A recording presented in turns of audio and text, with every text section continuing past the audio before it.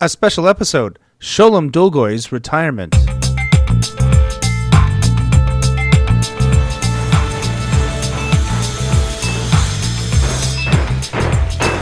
right, cut to edge of stage. Great. All right, color frost. Check. 1, 2, 3. Check. Stand by, please. House to half, house out, letting cues 1 through 10, down cues 1 through 10.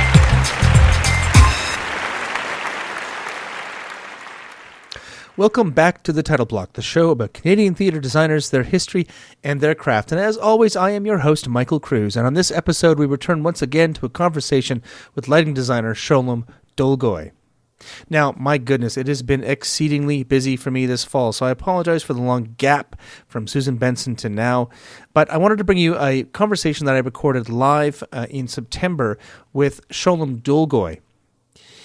We spoke to Sholem back on episode 13 of the show, and he, if you remember the show, was a mentor to me and hundreds of others at Ryerson Theatre School since the early 1980s. In this event, held at Ryerson Main Stage on September 23rd, we hear from Dr. Ira Levine, former Dean of the Faculty of Communication and Design and founding chair of the School of Creative Industries at Ryerson, who lauds Sholem's many years shaping new technicians and designers and his particular style of mentorship. The ceremonies open with a call to order of the proceedings by Alex Gilbert, who teaches costume building and cutting and is a longtime colleague of Sholem. We finish with a discussion between Sholem and I where we recap his career and talk about what is important to include in the training of new technical theater artists. Now please enjoy this conversation with myself and Sholem Dolgoy on the eve of his retirement.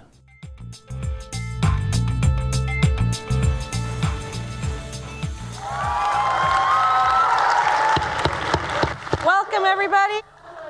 I am your host for the evening, Sholem 2.0.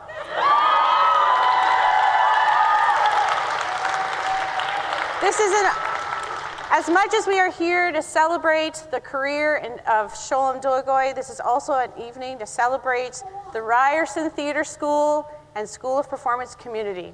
Welcome.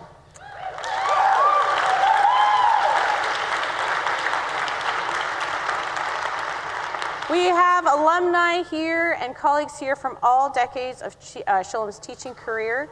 There's going to be a reception afterwards here on the stage. We encourage everyone to mingle. A couple housekeeping tips here. Name tags. Everyone is expected to wear a name tag. If you do not have a chance to get a name tag in the lobby, there will be a possibility to do it here at the reception. Please feel free to find the original Sholem. He will be located at Center on a spike tape or near the carrots at the food table.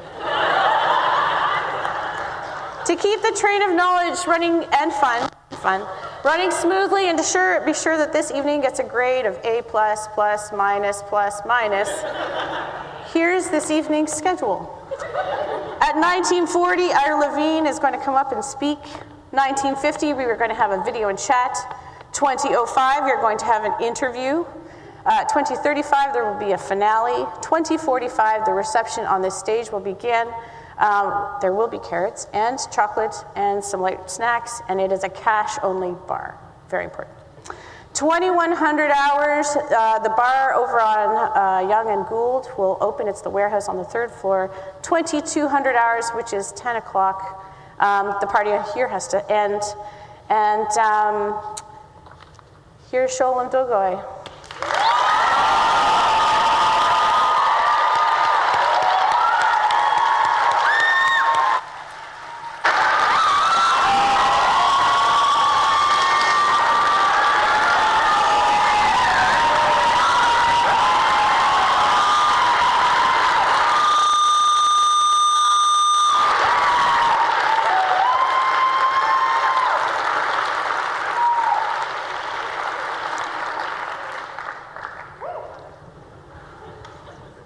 So the surrealness of this event struck me as I was preparing class lists from 1985 to 2019. And they are in the hallway outside for you to take a look at. And we couldn't get the ones from prior to that because the database just didn't have them. But it's a sobering thing to think that in 1979, maybe in the fall or early 1980, I got a call from Sandy Black to come and teach here, and blink, it's 40 years later. So I feel that we all stand on each other's shoulders. And this community, which is why it was so important for me to reach out to people, and I thank everyone so much. We have people who I think flew in today from Winnipeg. We have people who came from Pittsburgh. Some people couldn't come. Many people expressed their regrets for not being able to come. But I think we all stand on each other's shoulders, and we are this amazing community that are, if you go anywhere on this continent, anywhere in this world, you will find people from this school. So I don't think it's the school that makes the person, it's the school that attracts the quality candidates. And I think that that is writ large in terms of all the people who are here and all the people who couldn't make it. Let's see, make sure that I don't miss anything that I want to say. So, I have had the privilege of teaching the children of people that I taught, which was very, very sobering to say the least. And when the dad came to check out the school, stuck his head in the door of Abrams, where I was teaching, I think, a first-year class, and said, "New students in the front, same old guy at the front." Same old guy talking to them. Now, he claims he didn't say old, but I think it makes for a much better story. So I'd like to bring on Ira Levine, who most of you know either as the chair of the program, the director of the dean of the school, of the faculty, or most likely as the history teacher. How many people didn't have Ira Levine as a history teacher? Yeah, exactly, okay? So Ira, if you could come on and chat for a minute, that would be just great. There's the X. Is the mic on? Okay. Well, it's wonderful seeing so many of Sholem's former students, my former students as well, here tonight. So welcome.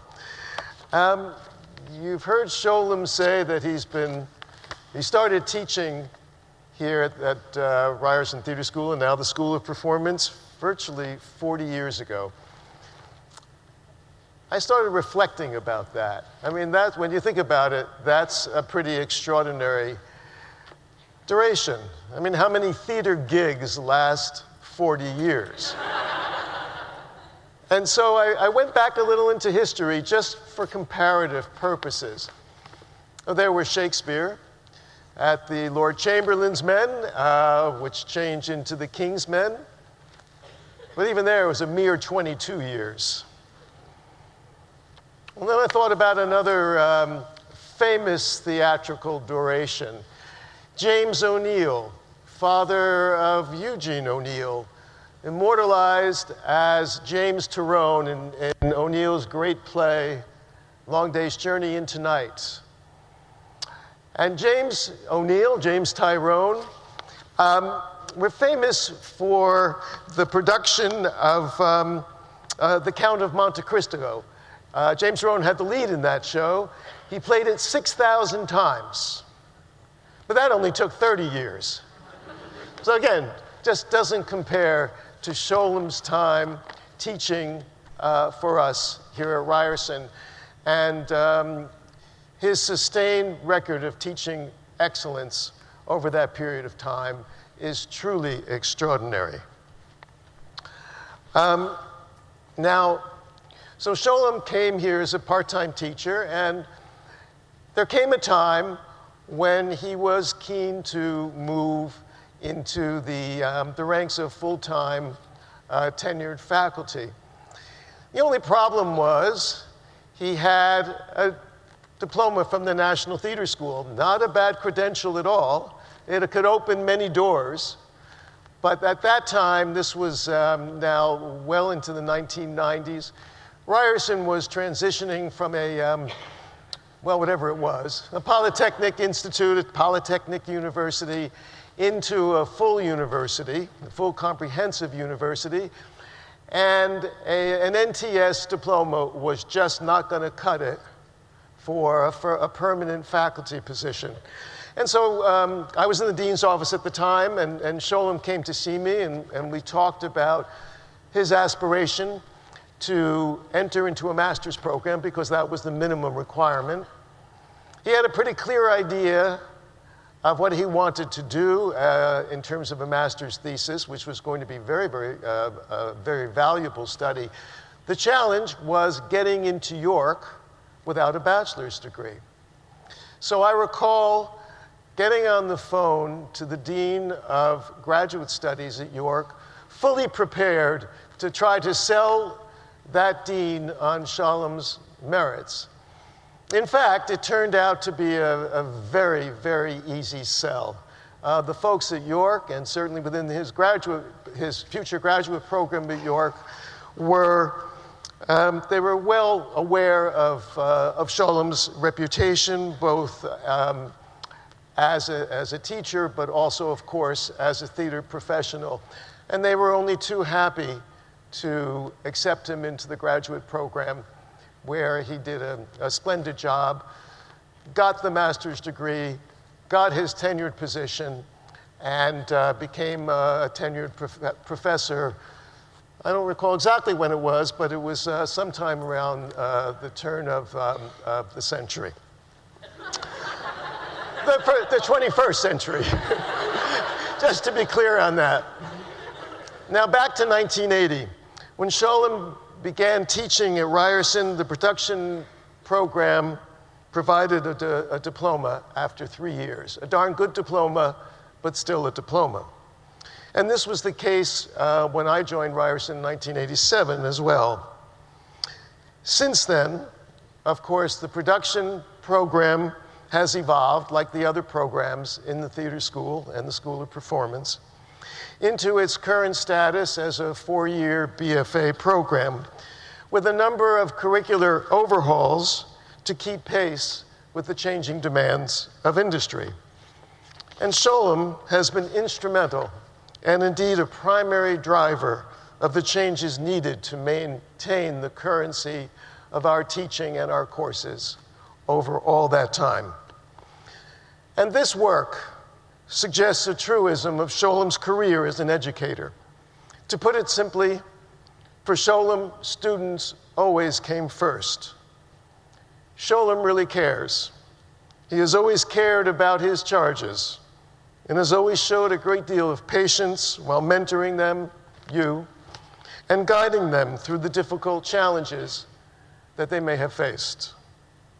Now, speaking of Sholem's students, I figured that this occasion was a good time, really my last chance, to solve a mystery that has baffled me for quite some time.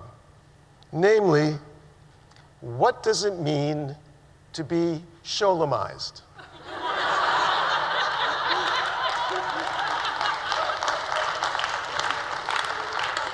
A term I've overheard students to use over the years, but never quite understood. So I did some research, and I think I've gotten to the bottom of it. Being Sholemized is, in short, I probably don't have to tell you, being questioned about a plan down to every minute detail. Now, here's a description of how that worked from one alumnus, who will remain anonymous, contacted expressly for the purpose of this research. I once worked on a show that was renting projectors. So Sholem's questions would start with, is the projector bright enough? Does it have the right inputs? But it would progress to, will the bolts on the projector mounts line up with the projector? And will the clamps on the mount fit around our pipes? So there we have it. And I suspect many of you here this evening have had similar experiences of being Sholemized. To call Sholem detail-oriented is an understatement. Inhabiting the office next to Sholem these last few years, I can attest to the amount of detail spread all over his office. Floor, ceilings, you got it. But seriously, Sholem's acute attention to detail in his teaching, together with his curricular work and his ongoing concern for the welfare and professional readiness of his students, is very much a part of his legacy.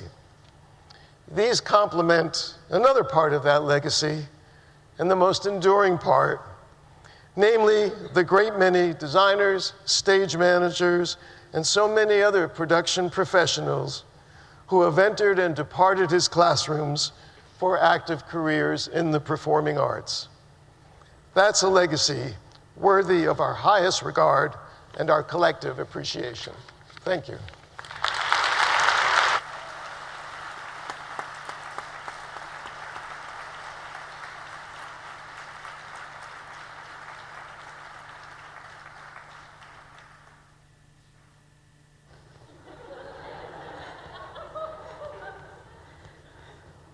Actually, I did have one more. A whole thing here.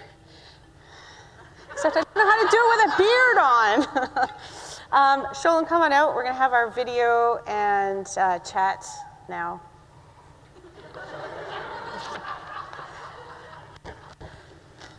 Perfect. We're going to enter a segment here, and I'm going to say something I thought I would never, ever say, and perhaps some of you thought you would never say. I'm going to thank an architect.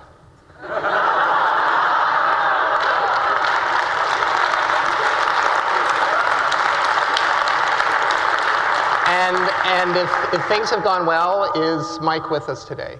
Was Mike able to make it? I guess not. So Mike Smith was the architect for our new home in the Student Learning Center in the basement, which unfortunately we can't go and see because the week before classes started, there was a flood of whatever, and this much water, I'm told, and all the water got under the dance floors that had to be ripped up, and the drywall had to be ripped off of here so high, and it's a construction site. But particularly for those who have done the warehouse project in the TD course. Anybody did that project? Yeah, a couple people. So this was that project writ large, but in real time. And it turned out that Mike, the architect, Kara, the project manager, and Grant de Bruges, who was from the university, were our guardian angels, even though at the time they were the enemy. But in retrospect, they fully supported us. So a little bit of the backstory. The building was falling apart. 44 Gerrard was falling apart, as we all know. When dancers were dancing in Graham or whichever one, McAllister, the termites would fall on the cutting tables. For those from the previous era. So people from the early years, were termites always in the building? Okay, so termites came later. There was a flood in the basement, and Perry, the former chair, and then Peggy, the then current chair, made lots of appeals. Can we fix the building? Can we fix the building? And then we were told, I missed that meeting fortunately, that we were being moved to the basement of the Student Learning Center, but we couldn't tell anybody, and that we were going to be out in like 9 months or something. They were going to build a facility for us. And so we went on our first process where we said kind of our aspirations, what each room required. And the construct was that we were not to get anything over and above than what we already had at 44. That's going to come up a little bit later. And so the unbeknownst to us, the management had gone through the building and looked at it and said, oh, a couple of decrepit dance studios, what could it cost? And they were going to put us in what had been a food court, big open space. So they told me this, and at the first meeting I was at, I said, so what's your budget? And they said $7 million, and I laughed at them. And then I said, and what's your timeline? Oh, we're going to do it in 9 months. And I said, no, that's not going to happen. Oh, we have somebody who's done Gantt charts. It's all going to happen. so that didn't happen. But we started, we started our process of figuring out what each room needed, and the first meeting took 3 hours. And that was the box office. So slowly, we as a group, with me kind of being the jerk at the table, started taking over the process in terms of delivering information to them. And I did many, many drawings to be able to show them what this building should be or shouldn't be. The architect was never allowed to talk to us. The architect didn't even go into our existing building to see what we were using to find out what was going to be transferred. His first layout was done solely on square footage, and he actually did quite well, other than the lighting lab was 8 feet wide and 40 feet long, which didn't quite work. So at the next meeting, I came in with a revised set of drawings and started taking over, started sort of getting a seat at the table because I was speaking with drawings, which was the only process that they would understand. The big deal that happened was actually, let's do the slides now, sorry. Let's do the slides. So here's our fabulous new wardrobe. Alex Gilbert did the layout. She made little cutouts. I gave her little cutouts, and she did a paper doll of the whole thing. And we took a picture of it, and we showed it to the building people, and they were very impressed with that. Next picture, please. Lots of sewing machines, as there should be. This is the lighting lab, so it's a really, really nice room for those who've had a chance to go to it. The theater consultants, who also we were not allowed to talk to, but we did a back channel thing. When they came up, their jaws dropped. I obsessed about every inch of this room, surprise. I even did the sprinkler layout.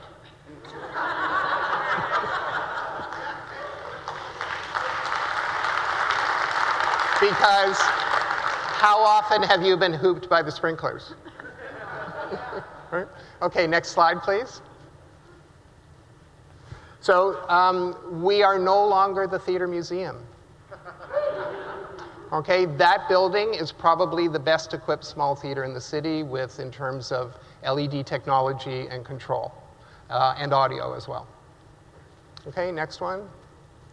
This is the famous box office that took forever. You can take a look at it. It's across the street from the warehouse. And I think that's our last slide. Yeah, okay. So the big dilemma, of course, was mechanical.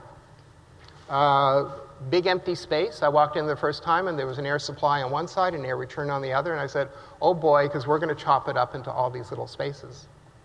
And as it turned out, so their $7 million budget all in turned into about $14 million. And 40% of that was for mechanical. And so the big move that had to be solved was did we not have pictures of the booth? Yeah, let's go back and look at the booth.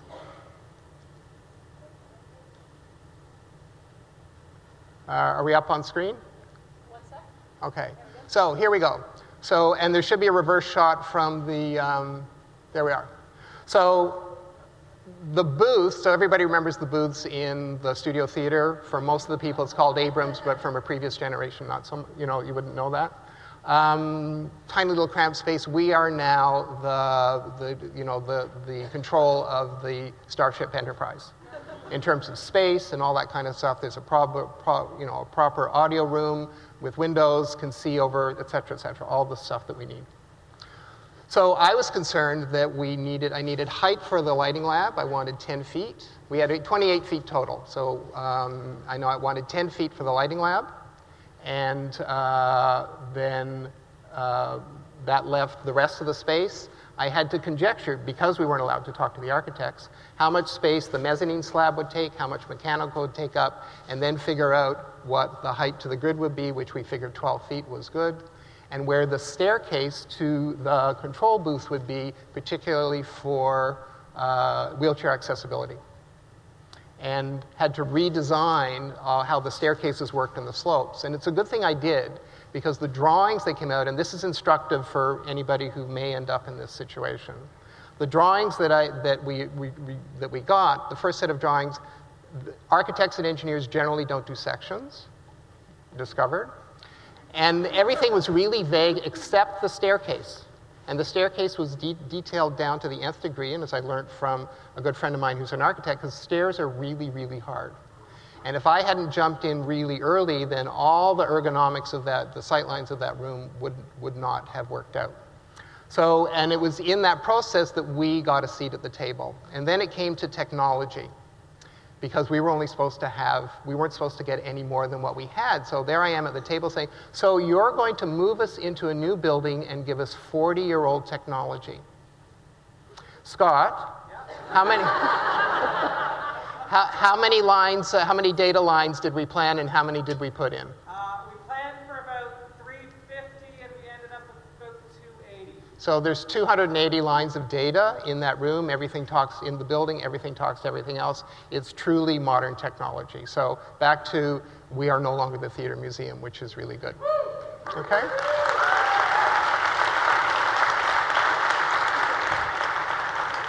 I love you, Sholem! Is that Jim Rowe? Oh, okay. Hi, Jim Rowe. Okay, so So, what's next?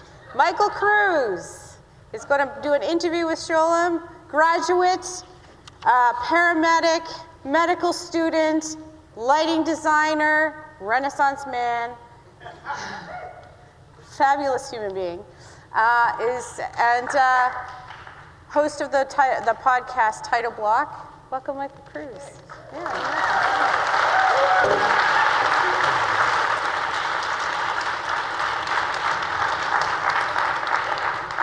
Hello. And hello. Oh, hello again. For a longer form interview, you can always go to thetitleBlock.com and go to episode 13, where I spoke to Sholem for about an hour over at 44 Gerrard. And it's a great interview. I wish we could have spent 2 or 3 hours talking, but because there's probably so much information, but we could cover. Right. We did talk about your early career. Yeah. In that podcast, but give us like a 5-minute, like how you got into theater. Like why theater? Why theater is a good idea. I think that's probably going to be very instructive for most of us. I think I was 6 or 7 years old, and my mom took me to, was probably the last 10 minutes of a show, probably at the Old Crest Theater on Mount Pleasant, if anybody knows about that. What is that on stage? Oh my God, right? That was my response, just absolutely mesmerized. And then went to see shows. We were living in Ottawa, went to see ballet, theater, that kind of stuff. Totally mesmerized. What is this? And when I hit high school, it was the only thing that really interested me. So like most of you ended up doing theater, was on the stage crew, doing shows. More or less got parked in audio, but it was very, very simple. The lighting in that theater...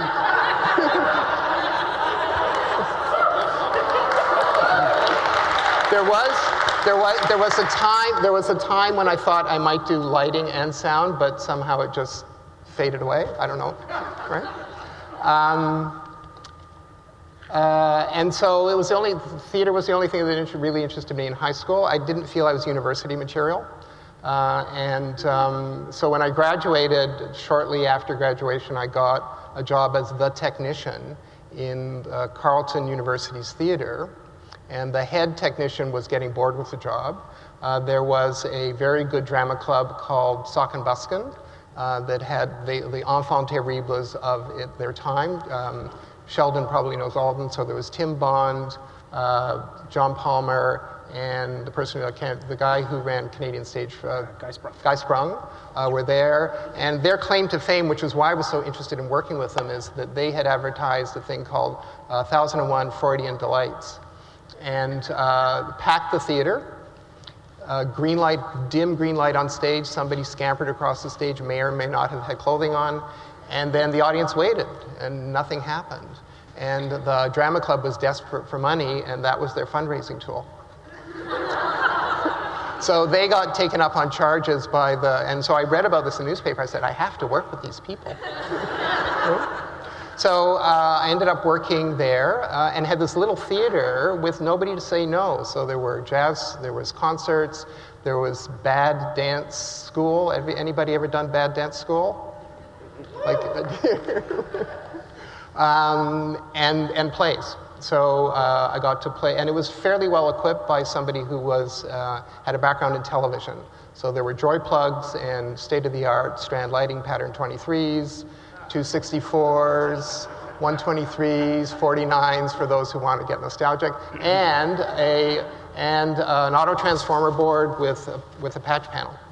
And so I got to play with all of that. One day there was a notice in the tunnel saying, audition to the National Theatre School. My mother had been bugging me, "Ma, don't talk about that, it's fine." And suddenly I went, oh, maybe that's a good idea. So I did my application and got accepted, much to my surprise. So at that time, and Rob Thompson and I were talking about this today, I had to do a full package. So much like the projects that the students do in first year, that was what you needed to do to get into the school. 3 days later, it showed up, you're accepted, great. You know, I'm a little surprised, but wow, okay. Found out later that I almost didn't get accepted, they almost didn't take me because they thought I knew too much. Yeah, that was like, really? And because I didn't think I knew too much at all.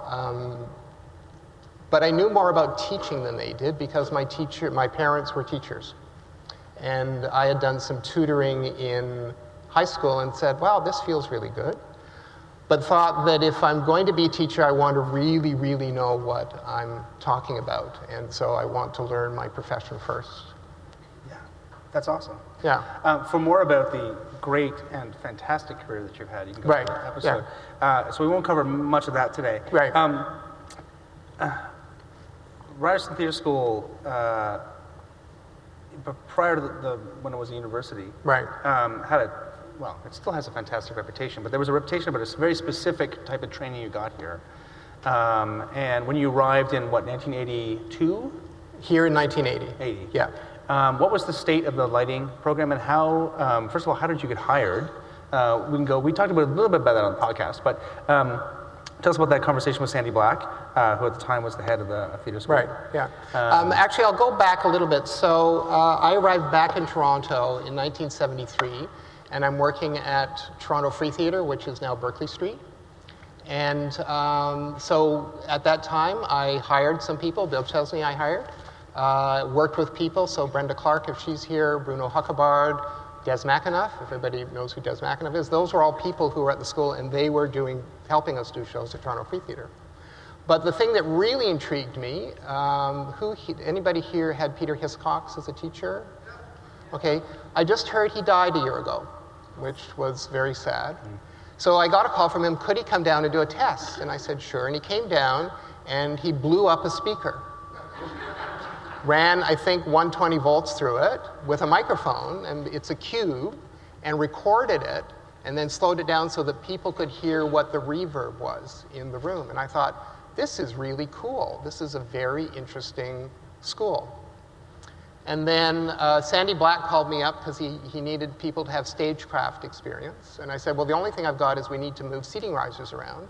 Is that okay? Free labor for me. And he said, oh, yeah, sure. So people would show up, and we had all these big seating risers. And we would move them, and that would take 20 minutes. And then I'd say, okay, that's it. And everybody would go, really? So was anybody on those calls? Is there anybody in the room who was on those calls? Oh, good.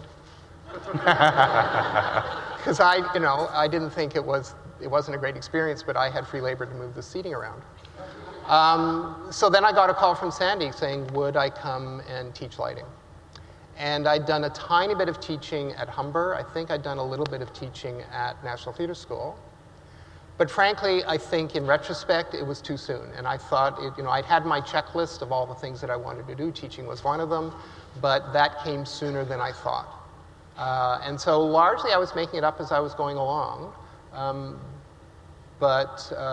Should we go into philosophy, or do you want to? I was going to say that I couldn't tell you were making it up. We certainly. Okay.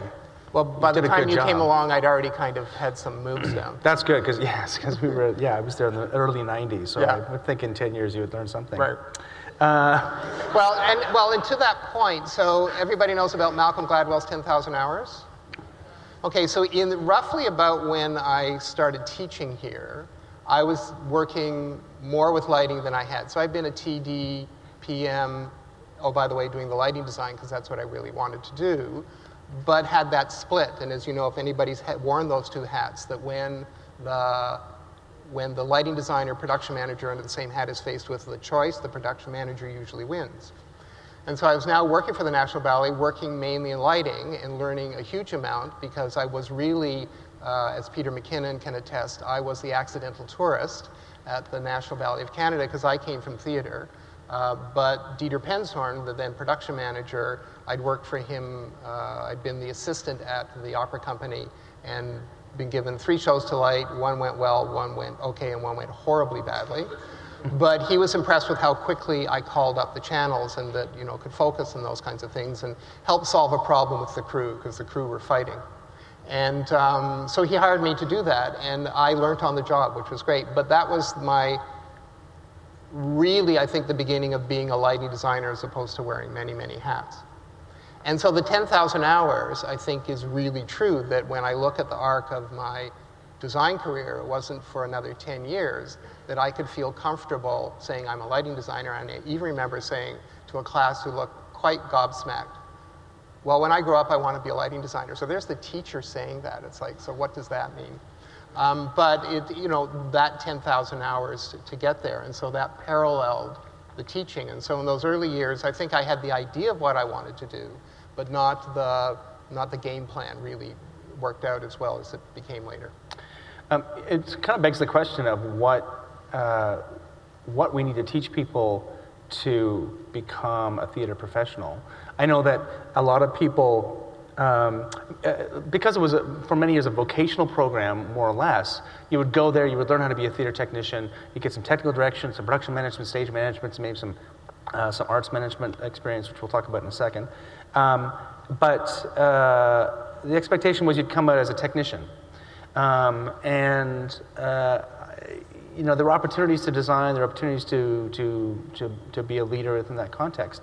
How do you approach, it's not just about downloading knowledge. Right. You're kind of creating people who are going to go on in their careers, and people have that expectation when they come out of that. Right. To sort of, well, now I'm done. I've done my training. Right. I can start working, and okay, I'm good to go. Yeah, the apprenticeship program, the apprenticeship model is a bit something you make up on the fly. So in the school or out of the school? Outside. There was a bit of apprenticeship. I think when we were there, you had people who were mentoring you, right? Right. But it wasn't really a true apprenticeship program, right? It wasn't. You were learning a bunch of knowledge, and then you had to sort of create that when you left. You would assist, do small shows, get onto the larger venues. How do you, first of all, how have things changed? How has your approach to downloading that knowledge in the 1980s changed to now? Is it the same process? What are you trying to create when someone comes out of theater school? Okay, so I think specifically what developed organically, particularly with Tanit and me, and we mourn her passing because she was a fabulous teacher, is I think that what coalesced around it, and certainly with Caroline here and Pablo here, is that this school it teaches production through the optics of design. I don't think we're at the point where we can call ourselves a design school per se, just because of money and time and supporting the performers and sort of how the bigger machine works. But I think that's what it evolved to, that helped connect people no matter which area of the industry they thought they were going into, whether it be management, production, working as unionized labor, wardrobes, whatever. Mm-hmm. But to have a sense of what are the foundations of what is going into putting this stuff on stage and supporting the performers to the best of our ability. Yeah, Does that answer the question? It does. It does strike me that it is interesting that in most theater schools, I think in Canada, that the performance is kind of the star of the show. I mean, literally and figuratively within the academic kind of program. And that technical theater is there because, hey, we have this opportunity to also teach technicians and designers. I think it's even kind of worse, and maybe we could, over alcohol discuss this with people from the other schools. But I know at National Theatre School, there was a very articulated book on how to train actors. And the section on production was 2 paragraphs long. And, from talking to people, and I think the genesis here, because, once the county council came on board and theater became a possibility as a profession in this country, that the focus was getting performers, dancers, actors, singers. Oh, I guess we need to have some stuff for them staged around, so we better we better have some people who can do that kind of work. And so at National Theatre School, which started its production program after the acting program, is my memory, bang up against Expo 67, all the talented people disappeared to that. I think the same thing happened in this school in the early years. People, Rob Thompson, the folks who are here disappeared very quickly to work in the industry. And so it's sort of always an add-on. It was interesting when I went to visit Rob in Pittsburgh and Pablo's school in Ohio to see how an American university approaches it, and the pluses and minuses of that. I mean, Pittsburgh has an astonishing amount of money, but on the other hand, it costs $75,000 including res, to go to first year. Yeah, sharp intake of breath. Right? So lots of resources, huge amount of staff. The staff do a lot of the work, and that was one of the things that bothered me at National Theatre School, was that there were staff who were building the costumes, and I had a colleague who'd gone in a few years after me who wanted to learn how to be a cutter. And the head of design at the time, his philosophy was, well, my designers should not have to suffer with students who are learning how to build costumes. So we will have professional costume builders. And so what attracted me very much about this school was that everybody had to do everything, including costumes. Because my family were from the needle trades. My grandparents' father's side, they worked in the sweatshops. My grandfather was a furrier. My father worked with them for a while. I grew up with sewing machines. And so I understood their importance. And so to come to a school that taught all of that struck me as really good. But the sense that I had was that people didn't, as I came to watch the shows happening, that people didn't have the best sense of how to deal with themselves on stage. And Peter Fleming has told me that when he was the technician here at this theater, they used to flee when the school came in because it was so disorganized. And so I thought that was something that needed to up its game, and certainly when I came in full-time, that's when Sholemization started, because it needed it. I mean, it got to the point where I was a little too aggressive and people would avoid me in the halls. So I started dialing it down. I said, okay, I've made my point, and then would wait for people to say, I think this show needs a little bit of help, and then I would come in and do my thing. Does that answer the question? Yeah, it does. Yeah, I was always struck by how long it took to do things here, but yes, in retrospect, I mean, it has to. Yeah. Right? Yeah. I was working in as an IA tech down in Kitchener in a giant venue. We would do like load-ins of the New York Opera in a day, and then do the show and get out of there. Yeah. And it seemed like it was easy. And then we come here and we spend 6 weeks teching a play and go, why? How come it takes 6 weeks? But it has to, because everyone has to learn their craft and how to work here. So here's a little anecdote. Is Joe Patrick with us? Did he make it? Okay, so Joe was helping me on the dance gala that I used to do. I'm pretty sure you said this. And it was an IE crew, and we're setting up, and I'm loading in 5 electrics, 200 lights in 5 hours, focusing in 5 hours, using every trick that I knew. And he said, wow, you can fly stuff and hang lights at the same time. And certainly when you have not worked on a stage before, to watch something fly out is magic, right? So everybody stops and watches that. But to watch a crew, and I've just spent the last week with Fall for Dance loading into the Sony humming, what's it called this week? Matt, what's it called this week? Meridian Hall, but that's different than the Meridian Arts Center up on, yeah, okay, fine. And just watching, a crew not quite know, like just doing this naturally because that's what they do. An instructive thing for me working, so Pierre Trudeau, so Dad Trudeau came to visit the National Ballet when I was there and came with his security detail. And I didn't hear this directly, I heard it, I think, from stage management. But the RCMP guys were astonished that the crew knew what to do without being told on a scene change. Because, they're working military. Top down, you wait for your instruction, you do something. So to watch these people without any instruction do this big scene change, or apparently without instruction, was astonishing to them. And so I've been musing about how do we teach what is essentially controlled anarchy and give it, like just the setup here, because we did the loadout of Fall for Dance, and, I came in with all my paperwork and all that stuff, but all the little anarchic moments that happen is that the training for that is you just have to do it by the pound. It's like, 10,000 hours. And so a school can only go so far to be able to give you those foundation skills, because then you're going to have to go out and then... So people talk about having to relearn it in the industry. I think that this school has been very successful in giving people industry-level experience to the best that it can within a school environment. So we're a producing company in a school, in a university, and all of those things bang into each other really badly, as everybody knows.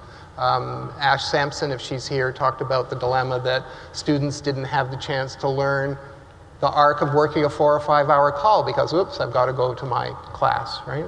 And so people visit other schools where they can, like certainly the colleges, they can shut down the academic classes for a 4-week period. That was my experience at the theater school. We all went and lived in the theater for 2 weeks and put the show up. And so the challenges that the students here face are substantial, but from what I've heard and what I know, our students go out and hit the ground running and are ready to go.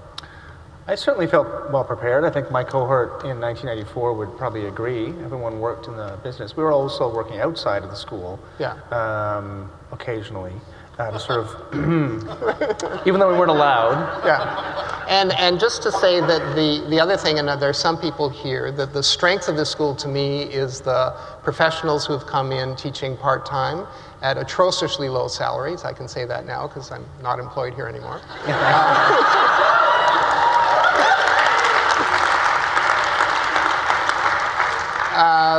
That's what's given this school its depth, and so people can connect with students who can connect with people who are working in the industry.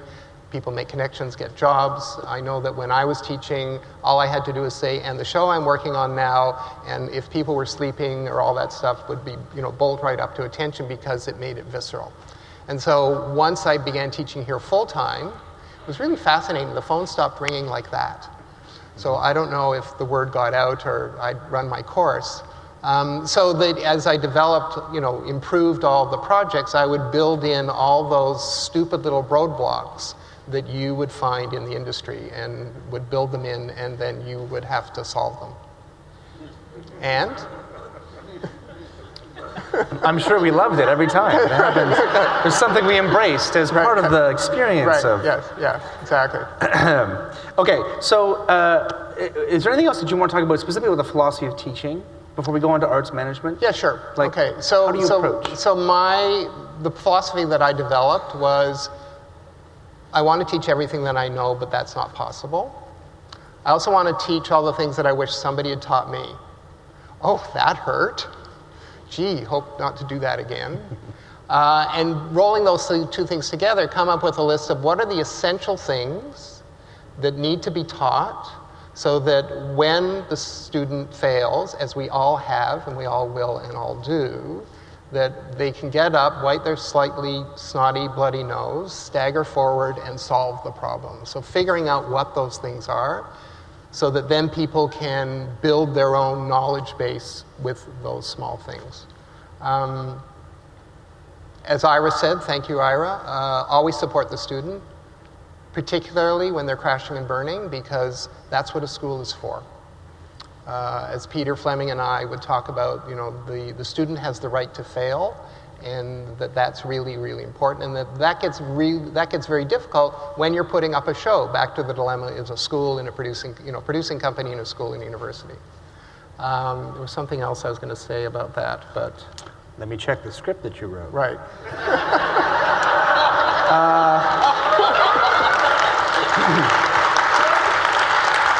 No, I think that's right. I will respond to that and say that you can't. You're right. You can't teach. Excuse me. You can't teach everybody everything they have to know from day one, but you can teach them how to solve the problem. Yeah. And I think the greatest aspect is teaching people to embrace ambiguity and change.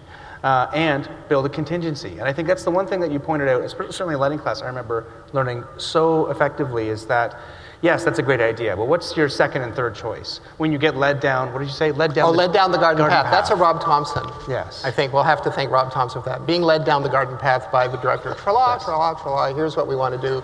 Oh, no, that's not what we wanted at all. We've all been there. Yeah. I used that as a verb. I got garden pathed again today. I couldn't believe it. And does that happen in the medical profession? Yeah. It happens everywhere. Everyone's okay. got ideals of how things should work. It's a bit more structured in the medical profession. Right. But, you have to have a good idea of what your next backup is, especially when someone is bleeding in front of you because of something you did because it didn't work out. And so it's a risk of every surgery, bleeding. We have you sign the paper. Come on. Right. and so I look at what Michael has transitioned to, total real life, as opposed to what we do, which is total pretend, but we take it oh so seriously. I'm going to challenge you right there because nothing, and I had this experience when I went into paramedicine. I liked paramedicine because, and there's several people who went to Ryerson who actually are paramedics now as well. Sergio Calderon, and now I'm blanking. Sarah. Scott McLeod. Scott Yes, McLeod. yes. Thank you, Jordan. Lots of people, right? And it's like being backstage on the city. You get to see things that no one else sees. But I never felt as stressed out most days on the job as a paramedic as I felt in the tech week getting to opening, because you couldn't push the date. You can't just, in paramedicine, we'll just take you to the hospital. Like, get in my ambulance and we'll drive there, right? You can't make that choice. And so having a contingency, and theater, it is stressful, and especially we've heard about the closing of Theatre Ontario this week. One of the terrible, dead bodies from the cuts of arts funding. I mean, it hasn't closed yet, but there's going to be a vote on October 26th, I think. It's probably going to be closed down. We deal with all this stress all the time, and I think that ambiguity and the uncertainty are, if you can teach people to embrace that and be able to make good art despite of it, I think that you've done everything you can do to teach it. Right. Little anecdote. So as I mentioned, I used to do those galas up at whatever it's called this week. And I came into the booth, and the papers were kind of tossed all over, and the vibe in the room was really like the previous show had not gone well. And I said, so who was here on the last show? They said, oh, Michael Cruz. So I called him up. And he said, and you said, I'm done with lighting. Oh, yes. I'm done. Yeah, I knew I was going to be done. Yeah, that was the opera. Was it the opera? Something. I don't even know what the project was. Yeah, I think it was the opera. Yeah, I was done. It was just too stressful.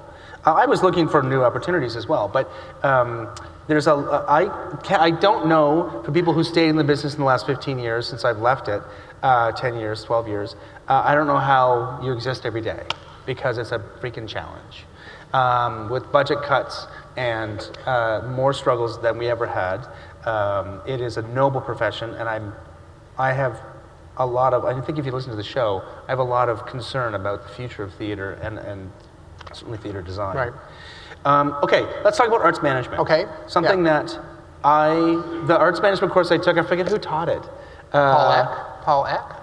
Was it Paul Eck? Yeah, who couldn't be here tonight. He had sent his apologies, yeah? I think that we all dreaded it, because we all come in, now I have to learn about managing something. I don't want to manage something. I want to go build something. I want to go design something. Right. Tell us about your thoughts on arts management and how it intersects with the problem that we're dealing with every day. Okay. So, certificate from National Theatre School, job at Ryerson, have to have an MA. Oh, fuck. Literally. Talk to Ira, points me in the direction of interdisciplinary studies up at York. Thank you, Peter. Is Phil Silver with us? No, couldn't make it. Sorry? Yeah, okay. Helped pave the way. Despite what Ira said about how welcomed I was when I came with my pitiful proposal with no bibliography or anything, and the person who was interviewing me looked me in the eye and said, do you really want to do this? So I lied, and I said yes.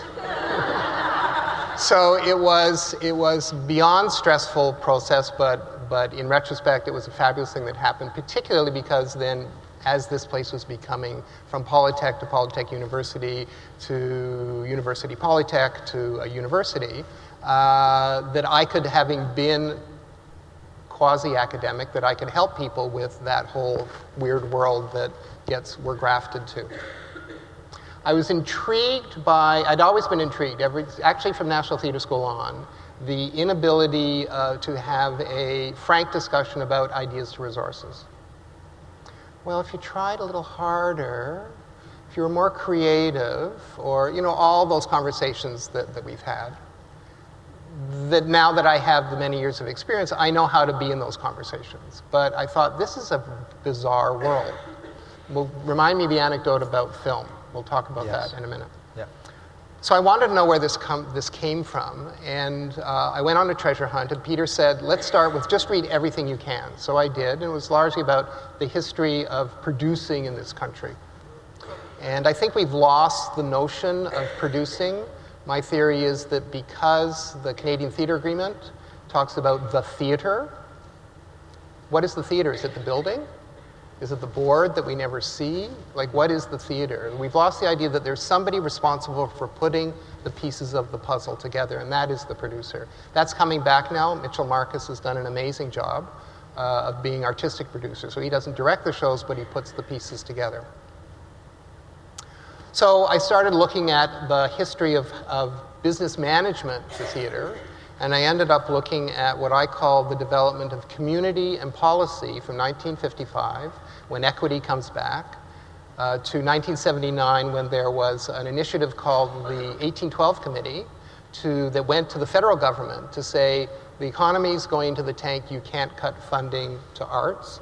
And government said yes. You said, you are right, we won't do that. I think it was John, what's his name, liberal guy?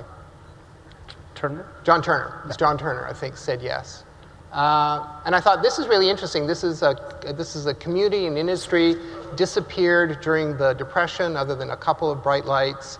Nothing really happened in the war. Lots of amateur theater, but professional theater comes back in 55 when equity comes back to this country, and then Canada Council, and for those who know your history, and then everything grows.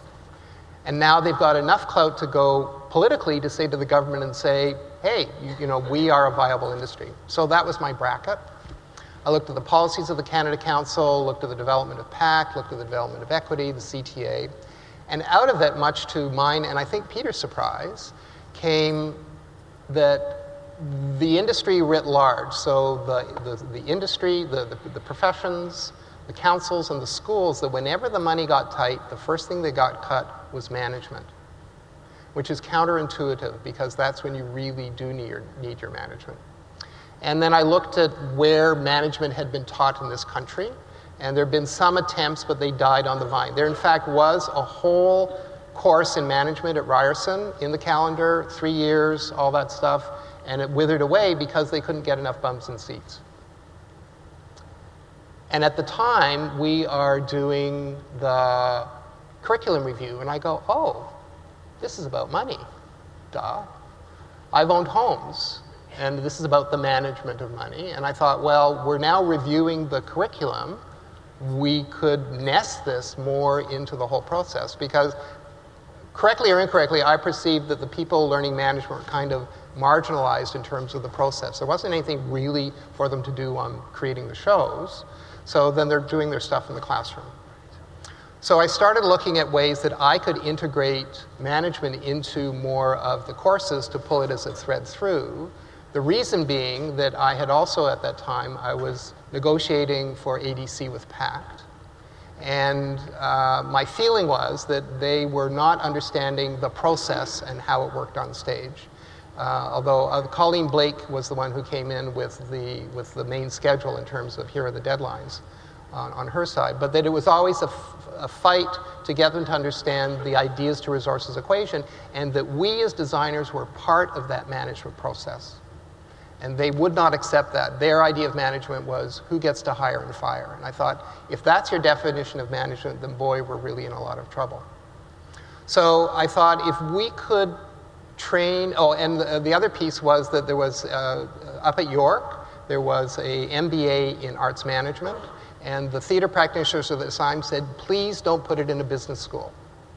And that's what they did. And so I thought, how could we make that better at Ryerson with the resources that we have available, and how could we thread the idea of management through the whole process with the idea of training arts managers who understand how this stupid machine works, stupid in the most affectionate way that I could say that, and then manage it to the best of their ability with the resources and all that kind of stuff.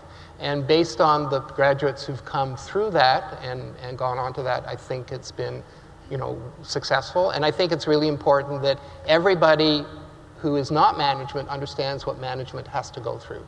Because boy, that is the hardest piece. And so for those people who were the managers of the SIT project. Oh, actually, I have a funny story. So I had a first year come to me last year and say, it was really hard being a production manager. I said, well, what was it like? She said, well, I just kept kind of pushing and chasing people. And I said, yeah. That's the gig. That's the gig. That's what it is. Oh, and then another student in an interview who said, well, I want to be a production manager, so I'm in charge. And I said, well, no, the production manager is the person who's least in charge. And her face fell, poor dear. It was just like, I just upset her whole apple cart. That's awesome. I think that's terrific. I think upsetting apple carts is what we should do. Yes, right. Yeah, I think so. We're getting close to the half hour. Right. Let's talk about what you're going to do next. Oh, I think that's probably because we're all dying to know. Do you just retire to your comfy chair and read a book? What are you doing? What projects are you doing? I only work best with external pressures. Yes. Yeah. I understand. My poor wife, who's sitting here.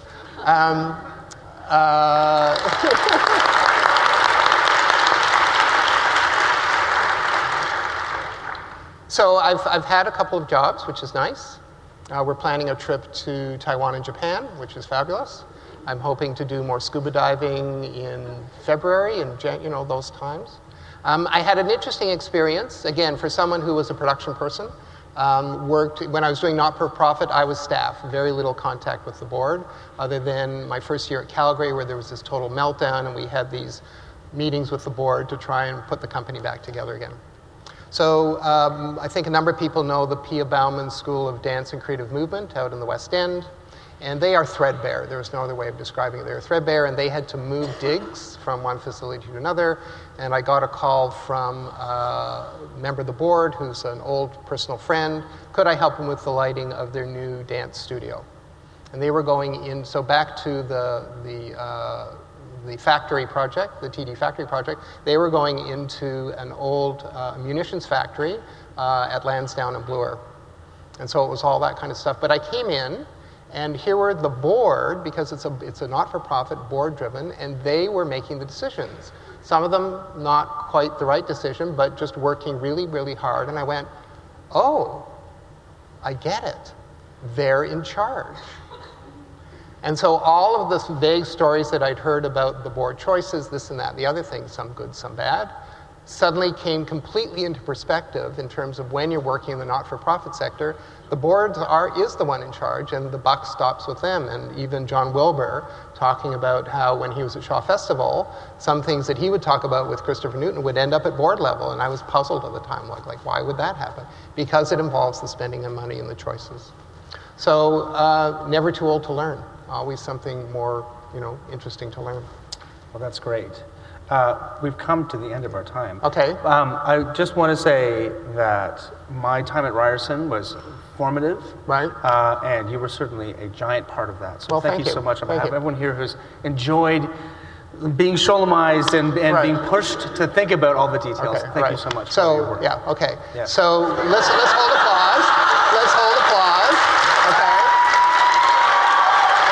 There's going to be a moment for lots of applause. We have a little finale for you. But before that, I do want to thank Carolyn O'Brien, Peter Fleming, and a big shout out to Peter Fleming that when I came here full time and was frothing at the mouth about why is this like this, he gave me at least context, not always to my satisfaction, but at least gave me context, and that he is very much of the thread of this school. Scott Martin, Alex Gilbert for being Sholem 2, Bonnie Thompson, and the Student Union for the support for putting all this together. So thank them so much for that.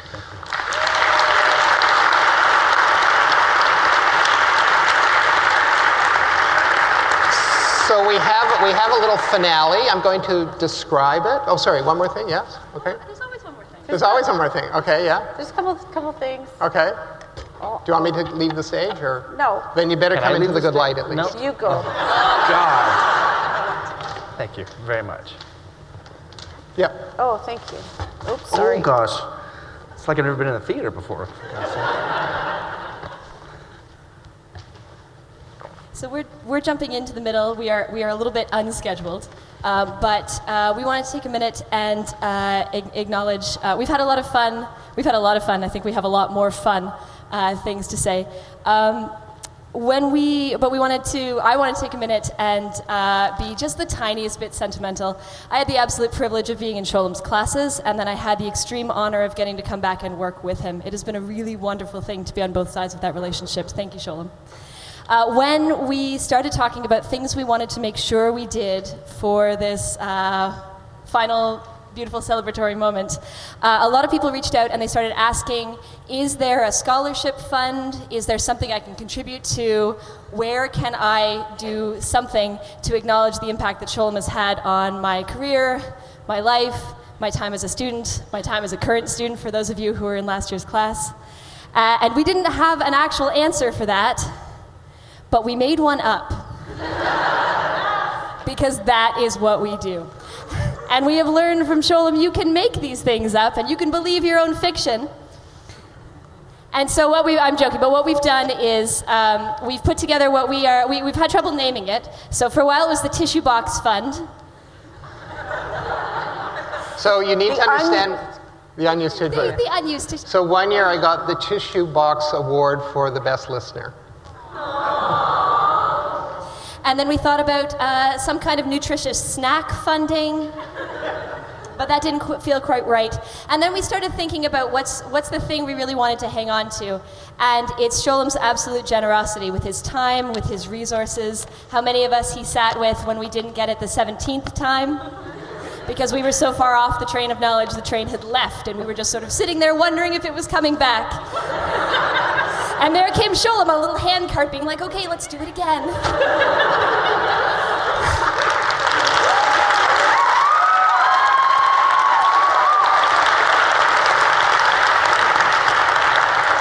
Sholem has left such an interesting, specific hole in our system right now. And while I know we're doing really well this year and we're figuring it out, goodness, you took care of a lot of very strange things. How many times do you walk through the student production office and stop and come back and say, have you thought about?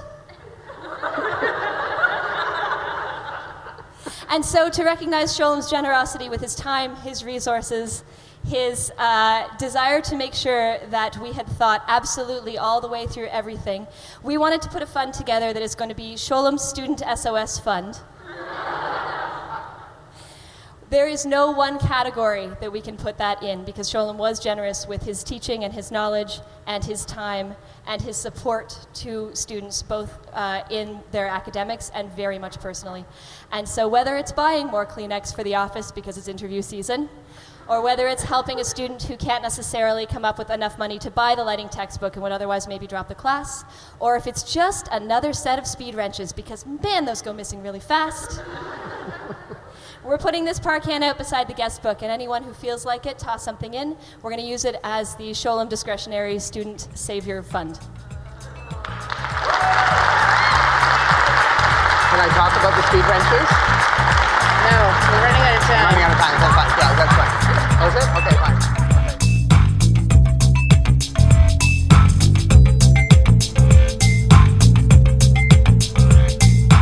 And that was lighting designer Sholem Dolgoy at the celebration of his retirement, September 23rd, 2019. Next time, an interview with head of design at the University of Calgary, April Vixco. The music for this podcast is by Vern Good, with a voiceover by Gabriel Cropley. Please go to Apple Podcasts and give us a review. It'll help get the word out about this podcast and share the history of theatre design in Canada. And you can follow us on Twitter @TheTitleBlockCA and on Facebook.com/TheTitleBlockPodcast. You can send comments and requests by email to thetitleBlock@gmail.com. And don't forget that if you like the show, please support us on Patreon.com. I'm Michael Cruz, and I'll see you next time on The Title Block.